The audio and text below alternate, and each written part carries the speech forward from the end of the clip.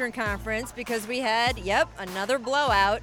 Warriors beating the Rockets by, wait for it, 41 points. Steph exploding in the third quarter, 18 of his game-high 35 points in that frame.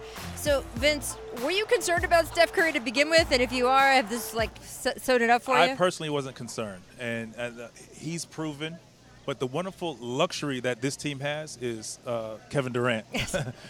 Also, they have some other pretty good players that can get it done. So when they're not playing well, you can kind of lean on these other guys. You can lean on Kevin Durant. He's going to get it done. And then it makes it easy for him. He can coast under the radar until you see this. Right. And you're like, oh, man, he was hurt. He was this. And I think that's why you got to see that demeanor. And when he got rolling, he said what he said. That's all built in. Right. That was all built up from a while ago. And he's letting you know, I'm not hurt. I just wasn't playing well, but I'm still an MVP.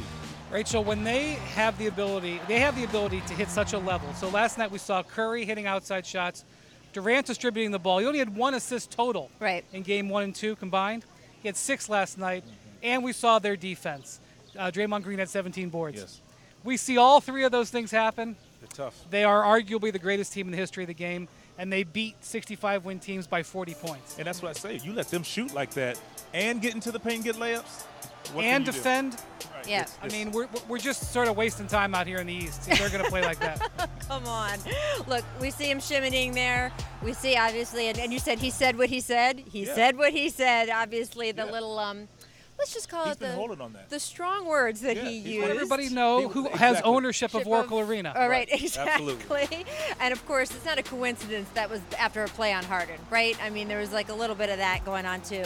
Now, I have spent a lot of time with his mom, Sonia. She does not suffer no nonsense, I have to tell you. She let Steph know right away this was a problem for him to be using that kind of language on national TV in front of children. She sent him a text with the video saying he needs to wash his mouth out with soap.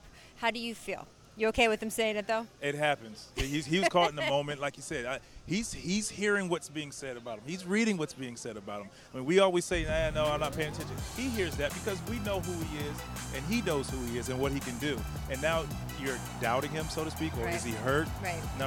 And that's where that came from. Well, he cooked James Harden over and over last That's why night. I was that came because it was a James Harden. I know that Harden. he's not going to get the MVP trophy, but that was his reminder. That I have. He's worked so hard.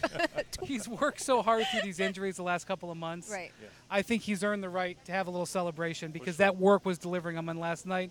I get what his mom said. I understand it, but I also give him some latitude. My mom would say the same thing. So right. it's understood. I'm like, I was caught in the moment. And you move on. It was funny after the game. He said, I blacked out, man. I blacked out. Absolutely. I don't know. But it is interesting because remember he had that moment. He had the same injury in the 2016 playoffs, and then he had a moment in a game or two back where he said, I'm back. And he had the crazy run and everything. And then you did see him struggle again a little bit later in that playoff. So I am curious to see. He took a lot more time off this time. I'm curious to see whether this is really the I'm back moment or whether we're still going to see this going back and forth. But he has that other guy over there. He does. That is a little different from 2016. We have an MVP in reserve, Vince. Yeah. Must be nice. We've never seen this in NBA history. Yeah. With 2 MVPs in their prime, and they have MVP in reserve at all times. You have an MVP to spare. What are you going to do?